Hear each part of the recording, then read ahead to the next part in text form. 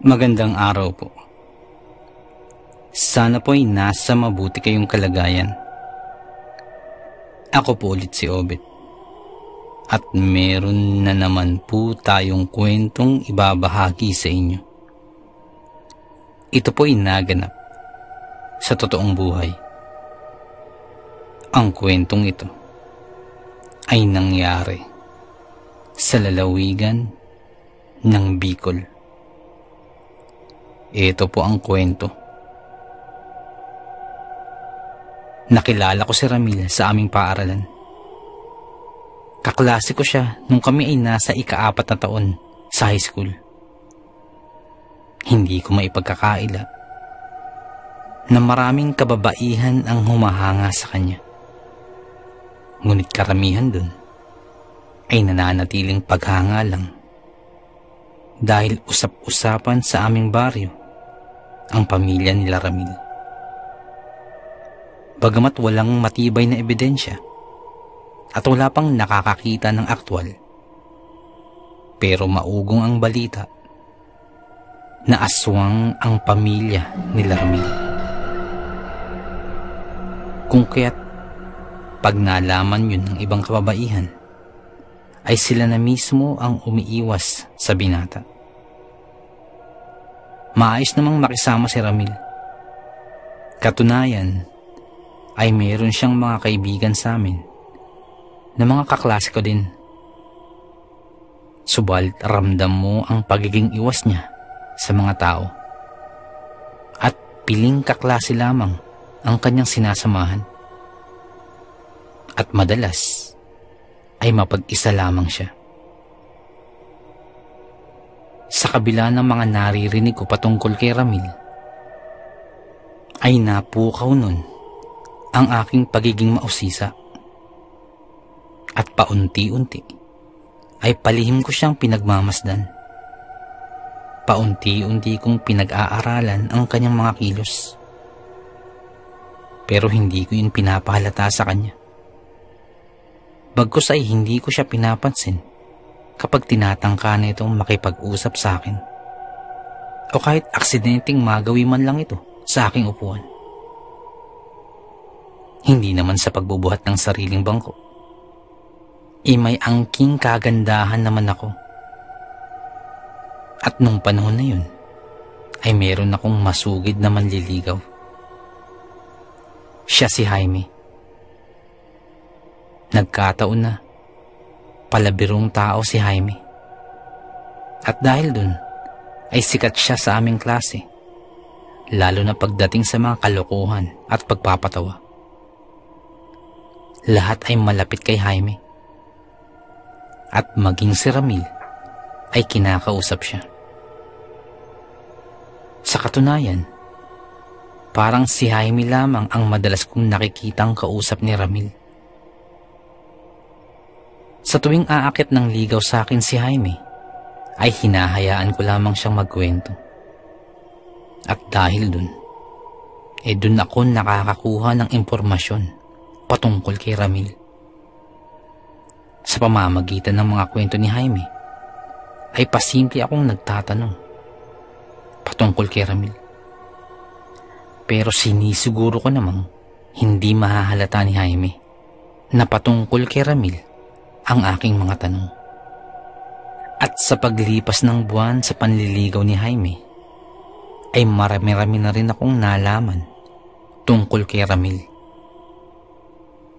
Nung una ay parang napupukaw lamang ang aking pagiging mausisa sa kanyang pagkatao, sapagkat napakatahimik niya. Mukhang napakamisteryoso. Pero kapag kang umiti naman, para kang maiengkanto. Hanggang sa namamalayan ko na lamang na lagi ko na lamang siyang pinagmamasdan. Lalo na sa aming klase. At may pagkakataon pa nga na nahuli niya akong nakatingin sa kanya.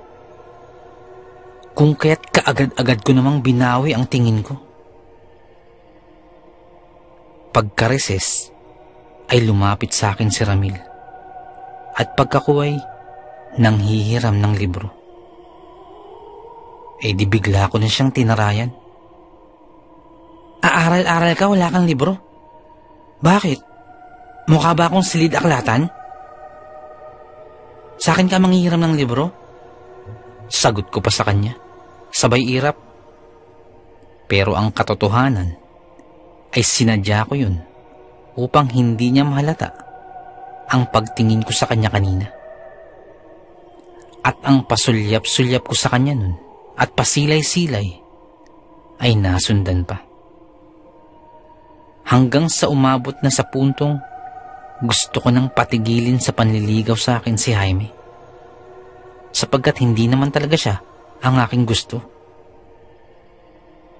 Subalit kapag ginawa ko yun, eh wala na akong makukuhang impormasyon kay Ramil. Ilang buwan pa ang lumipas at talagang wala akong nararamdamang pagtingin kay Jaime. Naaawa na din ako sa kanya dahil sa kanyang paruot parito sa amin, bukod pa sa pagtulong niya sa pagsibak ng kahoy at patuloy na pag-igib ng tubig sa amin. Kung kaya't dumating ang araw na tinapat ko na si Jaime na wala siyang maaasahan sa akin. Bakit, Minerva? Meron ka na bang napupusuang iba? Meron ka na bang ibang tinatangi? Sunod-sunod na tanong sa akin ni Jaime. Hindi ko siya masagot dahil hindi ko alam ang isasagot. Totoong meron akong ibang napupusuan, subalit wala pang nakakaalam nito, maging ang mismong tao na yun. Hindi ko naman masabi kay Jaime dahil baka kung ano na lamang ang isipin nila na ako pa ang unang magpapakita ng motibo sa lalaki. Bukod pa dun, ano na lang din ang sasabihin ng aking mga magulang kapag malaman yun. Kung kaya't pilit ko yung inilihim, pilit kong pinigilan ang aking damdamin.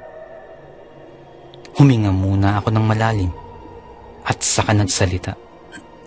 Hindi naman sa ganun, Jaime. Naaawa na kasi ako sa iyong panliligaw. Pero ang katotohanan ay wala pa sa isip ko ang mga ganung bagay. Nais ko munang makapagtapos ng pag-aaral. Ganun din ikaw. Nais kong makapagtapos ka para din sa iyong kinabukasan. Napatungo na lamang si Jaime sa aking isinagot at bagsak ang balikat na nilisan ang aming bakuran. Naaawa man ako kay Jaime, pero mas nakakaawa kung hahayaan ko lang siyang umasa. Simula nung araw na yun, ay tumigil na sa panliligaw sa akin si Jaime. Makalipas ang ilang linggo, ay sumapit na ang aking 18 taong kaarawan. Nagulat ako dahil nagpaabot ng bulaklak sa akin si Jaime. Hindi ko yun inaasahan, pero ikinatuwa ko naman yun dahil naalala niya pa din ang aking kaarawan sa kabila ng aking sinabi sa kanya. Pagkalabas ko ng eskwela habang pauwi, mas lalo kong ikinagulat ang biglaang pagsulpot naman ni Ramil. Maligayang kaarawan sa iyo, Minerva. Tanggapin mo ang mumunti kong handog sa iyo. Pagkaabot niya ay isang napakagandang rosas. Pulang-pula ito. Hindi ko alam kung saan niya ito nakuha, pero napakaganda nito. Maraming salamat, Ramil. Sagot ko naman. Mabuti naman at natuwa ka. Ito yata ang unang pagkakataong hindi mo ako sinungitan. Sagot naman ni Ramil. Pagkasabi niyang yun, ay dun ko lamang napagtanto na parang hindi ko nabantayan ang aking emosyon. Tatarayan ko sana siya ulit, subalit naunahan na ako ni Ramil nang magalang niyang kuhain agad ang aking bag at mga gamit sa eskwela. Wala na akong nagawa pa kung di ibigay na lamang yun. At nung araw na yun, ay inihatid ako ni Ramil patungo sa amin. Ngunit nang papalapit na sa aming sitio, ay mariin ko na siyang pinagbawalan. Hindi ko pa nasasabi ng buo, pero kaagad niya yung naunawaan. Ibinalik na niya ang aking gamit at saka siya umalis. Habang ako naman ay nagpatuloy na sa pag-uwi. Simula nung araw na yun, ay hindi na mawaglit si Ramil sa aking isipan. Pero hindi ko naman yun ipinapalata sa kanya. Para mapigilan ang aking lumalalim na pagtingin kay Ramil, ay iniwasan kong muli siya sa aming eskwelahan. Ilang linggo ko siyang iniiwasan. At kahit anong pagtatangkaan niyang ihatid ako, ay umiiwas ako. Nariyan yung hindi agad ako umuwi para maiwasan siya. O kaya naman, sumasabay ako sa iba pa naming kaklaseng babae para siya na rin mismo ang umiwas. Hanggang sa isang araw, ay pauwi na ako sa amin. Nang walang ano-ano, ay muli na namang sumulpot si Ramil sa aking daraanan. Nagulat ako. Pero kaagad na akong nagtaas ng kilay at tinarayan siya. Ngumiti lamang si Ramil. At ang ngiti niyang yun ay tila nagpalusaw sa aking malabatong puso. Maya-maya ay nagsalita siya. Naririnig ko ang tibok ng iyong puso. At iba ang sinasabi nito. Taliwas sa iyong kinikilos. Maaari ko bang malaman ano ang nagpapaligaya sa iyong puso ngayon? Tanong ni Ramil. Sa tanong niyang yun, ay bigla na lamang akong namula. Pakiramdam ko ay nanliit ako sa aking kinatatayuan. Hindi ko alam ang sasabihin ko, sapagkat tama ang kanyang sinabi. Hindi ako nagsasalita. Ngunit nagpatuloy lamang ako sa paglalakad. At sa kalagitnaan ng paglalakad, ay bigla akong naisip na kung papaano niya nalaman yun. Kaya tinanong ko siya kung paano niya nalaman ang ganung bagay. Nag-iba kasi ang pintig ng iyong puso. Nag-ibang tunog nito. Parang tuwang-tuwa. Kagaya ngayon. Sabi pa ni Ramil. Ha? Paano mo nalaman? Paano mo naririnig? Tanong ko pa. Ngumiti lamang si Ramil. At bigla akong kinutuban. Dahil parang kinumpirma na ni Ramil ang haka-haka ng aming mga kabaryo patungkol sa kanilang lahi. Prangka akong tao. Kaya habang naglalakad, ay diniretso ko na kaagad ng tanong si Ramil. Tapatin mo nga ako, Ramil. Totoo bang usap-usapan sa inyong pamilya na kayo ay... Tanong ko. Bigla namang natigilan si Ramil. Pansamantalang tumungo. Pagkatapos ay ngumiti ng napakatipid. Sabay tango nito bilang pagsang-ayon sa aking katanungan. Huwag kang mag-alala. Nais ko lang namang makipagkaibigan. Malungkot kasi walang nakakausap. Lalo pat babae. Sabi pa ni Ramil. Nung sandaling yun, ay medyo nakaramdam ako ng takot. Dahil hindi ko iniisip na aaminin niya ang pagkatao ng kanilang pamilya. Pero sa isang banda, ay kinausap ko pa din naman si Ramil dahil maayos naman itong nakipag-usap sa akin. At ang paghatid niyang yun sa akin ay nasundan pa. At nasundan pa ng nasundan. hanggang sa nabalitaan na ito ng aking mga magulang. Galit na galit si tatay nun sa akin. Sa dinami-dami ng manliligaw sa'yo, bakit sa aswang pa? Ano bang gusto mong mahati katawan mo? Pangarap mo bang lumipad? Mga paninirmon sa akin ni tatay. At ganun din si nanay. Galit na galit ito sa akin. Isipin mo na lang, Minerva. Yung mga magiging anak ninyo, kung yan ang mapapangasawa mo, anong magiging lahi natin? Sabi pa ni nanay. Nasasaktan ako sa mga pinagsasabi nila. At nagagalit ako kina nanay at tatay. Dahil nung mga panahon na yun, ay unti-unti nang nahuhulog ang loob ko kay Ramil. Pakiwari ko ay inaalipusta nila ang pagkatao ni Ramil,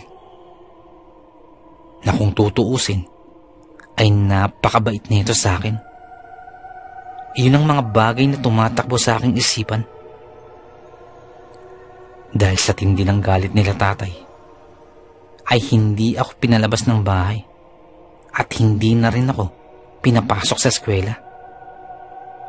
1 linggo akong hindi pinapasok, kung kaya't ako'y naghihimutok na. At sa sobrang pagtatampo ko, ay hindi ako kumakain. Isang araw, dahil sa labis kong pagkainis, ay ako na ang nag-igib ng tubig para man lamang makalabas sa bahay kahit papano. Umalis nun sila tatay, kung kaya't nagawa ko yun. Nakailang balik na ako sa kinukuhaan naming balon, nang biglang may nagsalita sa aking isipan. Hindi ko alam kung paano yun nangyari, pero napakalinaw ng boses na yun sa aking isipan. At ang boses na yun ay nanggagaling kay Ramil. Nakikipag-ugnayan siya sa akin sa pamamagitan ng isip. Nais mo bang sumama sa akin? Tanong nito. Paano? Sagot ka naman sa aking isipan din. Pumunta ka sa madalas kong pinaghahatiran sa'yo, sa may puno ng akasya. Sagot naman ni Ramil. Hindi maaari. Baka makita ako nila tatay. At tiyak, gugulpin ako nun. Pati ni nanay. Pinagbabawalan na nga akong lumabas. Sagot ko pa. Pero nais mo ba akong makita? Tanong naman ni Ramil. Oo. At nasasabik na akong makita ka. Sagot ko naman. O sige. Ganito ang gawin mo, sabi ni Ramil. Pagka-uwi mo sa inyo, kumuha ka ng 3 walis tingting at lumura ka ng laway sa iyong palad, kahit kanti lang. Matapos yun, ay isawsaw mo ang maliliit na dulo ng walis tingting sa iyong laway ng sabay-sabay. Hawakan mo ng iyong kaliwang kamay ang mga walis tingting at iporma mo ang mga ito ng pabaliktad na krus. Yung 2 ang patayo at yung 1 ang pahalang. Matapos yun, ay pumikit ka at bigkasin mo ang mga katagang ito. At ibinulong nga ni Ramil ang mga katagang dapat bigkasin.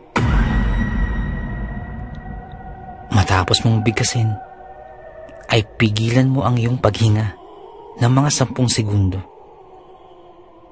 habang nananatiling nakahawak sa tingting na nakaporma ng baliktad na krus. Imulat mo ang iyong mga mata habang nakahawak pa din sa mga tingting at ilagay mo ito sa likuran ng inyong pintuan. Kinakailangang hindi magagalaw ang mga walis tingting para manatili kang hindi nakikita. Ilang sandali pa ay bigla akong tinapik ng kapatid ko dahil para daw akong nababaliw na nagsasalitang mag-isa. At dahil dun ay nabalik ako sa aking ulirat.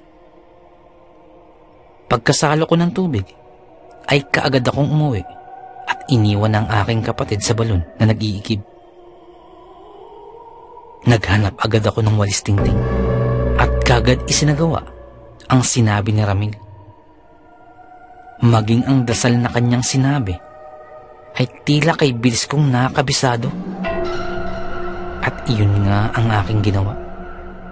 Sinunod ko ang bawat hakbang na kinakailangang gawin. At pagkatapos ay inilagay ko ang walis tingting sa likuran ng pintuan namin.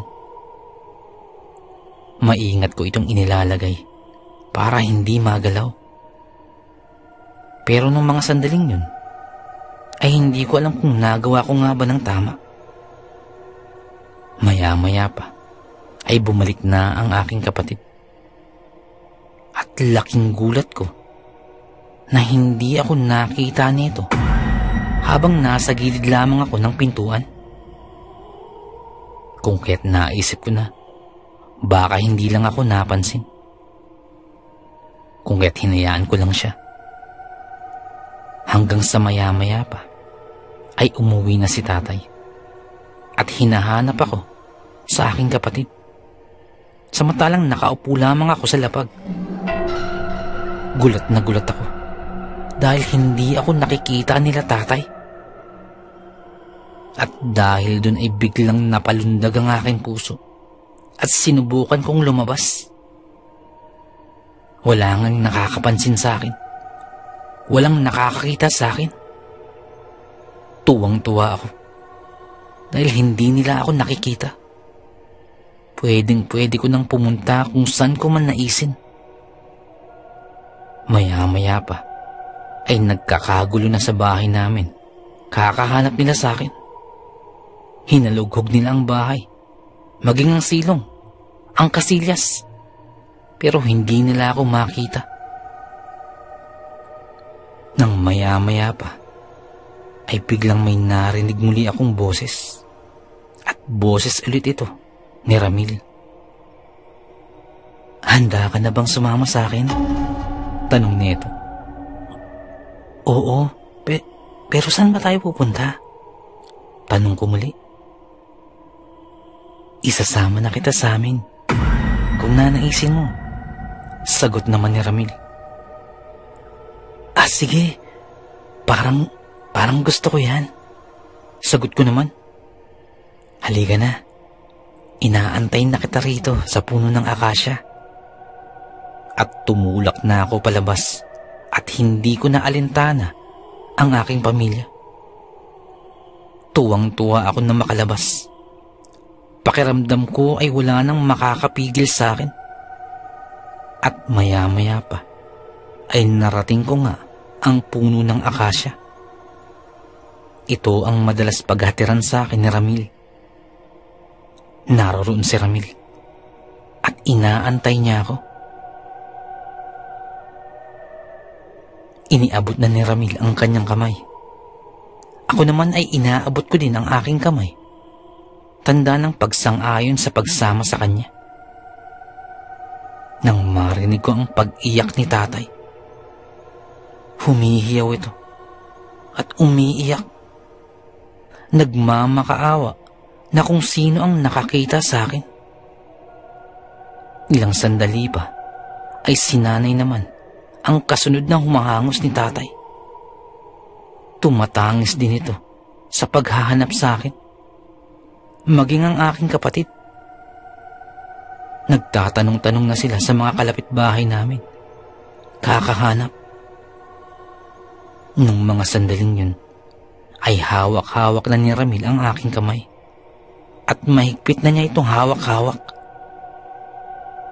Ngunit dahil sa pagtangis ng aking mga magulang, ay tila nadurog ang aking puso.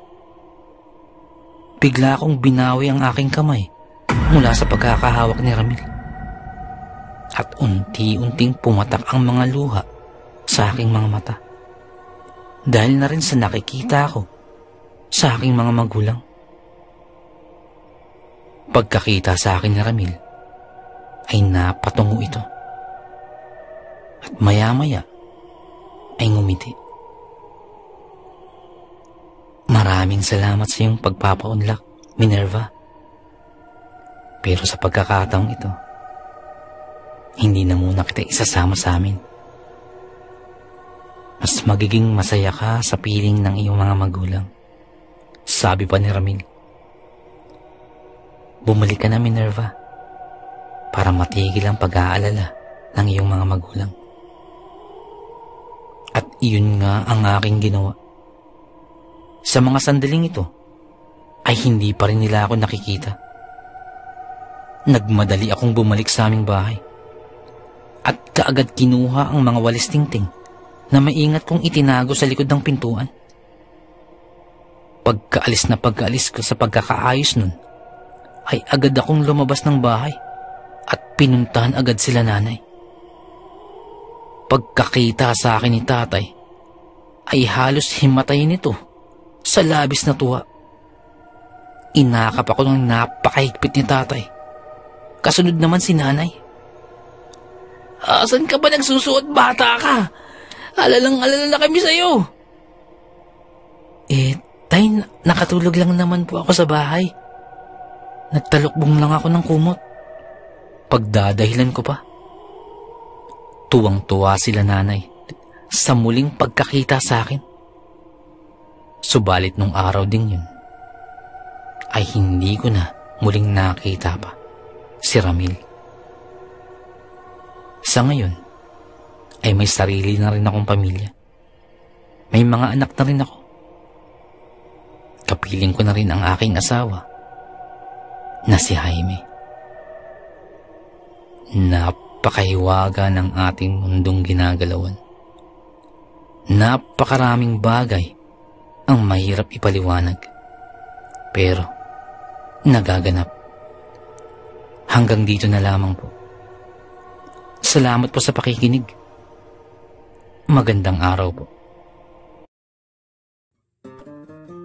Nais ko lamang pong magpasalamat sa lahat po ng sumusuporta sa ating channel, sa lahat po ng ating tagapakinig, sa lahat po ng ating subscribers, mga silent listeners, mga OFW listeners, at sa mga nagbahagi po ng kwento, maraming salamat po.